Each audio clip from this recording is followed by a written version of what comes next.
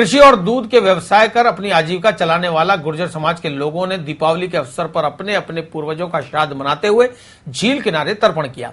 गुर्जर समाज के लोग अपने दिवंगत पितरों के लिए खीर, चूरमा और रोटी से थाली सजाकर कागोल के लिए झील किनारे पहुंचे और ग्रास निकालकर तर्पण किया। गौरतलब है कि पुरातन काल से गुर्जर समाज के पितरों की आत्मा को शांति व मृत्युपरांत मोक्ष प्राप्ति के लिए समाज के बच्चे, बड़े और बुजुर्ग किसी भी तालाब, नाड़ी या झील पर जाकर श्राद्ध मनाते हैं। गुर्जर समाज के लोगों ने बताया कि कई पीढ़ियों से श्राद्ध मनाते आ रहे हैं। गुर्जर समाज घुमक्कड़ जाति के होने के कारण एक ही दिन अपने पितरों को भोज देते हैं। तालाब के किनारे समाज के लोग एकत्र होकर परंपरा के अनुसार पितरों का श्राद्ध निकालते हैं। सुबह से ही गुर्जर समाज के लोग अपने अपने घरों में खीर, दही और चूरमे के साथ पूर्वजों की मनपसंद खाद्य सामग्री बनाकर तालाब या झील के किनारे पहुंचते हैं और पितरों को भोग लगाकर उनकी आत्मा की शांति के लिए प्रार्थना करते हैं।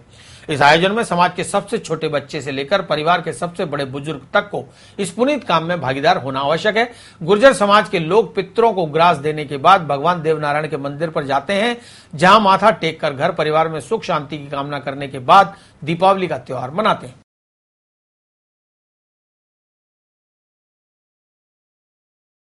ये हमारा क्या बडेरा का श्राद्ध निकलता है, इसका श्राद्ध निकालते हैं हम। क्या साल में एक बार ही? साल में एक बार निकलता है।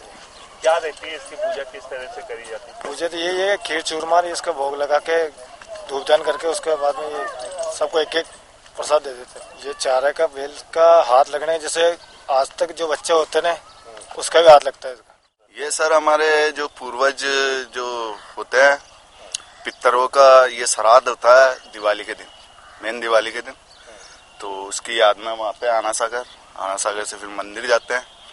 मंदिर से जो भी हमारा होता है कार्यक्रम उसको करके और फिर आपस में खुशियाँ बांटते हैं। बस ये क्या बेल पानी में ये बेल है, हमारी अमर बेल है। इनको क्या पूर्वजों को आशीर्वाद मिलता है इससे।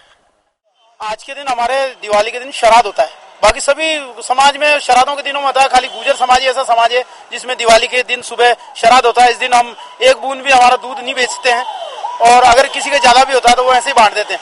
फिर घर में सारे दूध की खीर, चूरमा और पूड़ी वगैरह बना के और जो भी पास में जो जलाशय होता है वहाँ पहुँचते हैं। उसमें एक दिन का बच्चे से लेकर 100 साल का आदमी है, वो भी अपने बुजुर्गों, अपने जो भी शांत हो चुके हैं जिनका श्राद्ध के रूप में मनाते हैं उनको पानी वगैरह हम देते हैं इस दिन। तो जो भी पास में जलाशय होता है उस पर जाके हम उस दिन उसको अपने पुरखों को श्राद्ध मनाते हैं और फिर वो एक बेल से हम सब जुड़ते हैं। उससे हमारे में एकता का प्रतीक होता है कि भाई हम सब समाज के बंधु सब इस दिन हम 12 महीने का अपना सब कुछ भुला के सब एक बेल में जुड़ के अपनी एकता का परिचय देते हैं। तो हम बुजुर्गों को याद करने के लिए पूरे राजस्थान में किसी तालाब के किनारे, नदी के किनारे या पोखर के किनारे जाके बुजुर्गों को याद करते हैं। वहाँ धूप किया जाता है।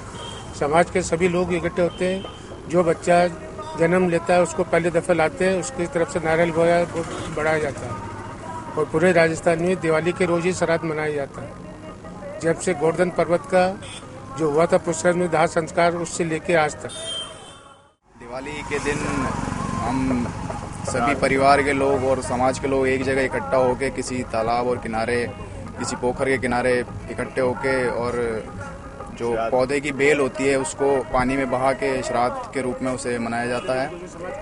और इसमें बच्चे, बूढ़े, जवान सभी वर्ग के लोग शामिल होते हैं।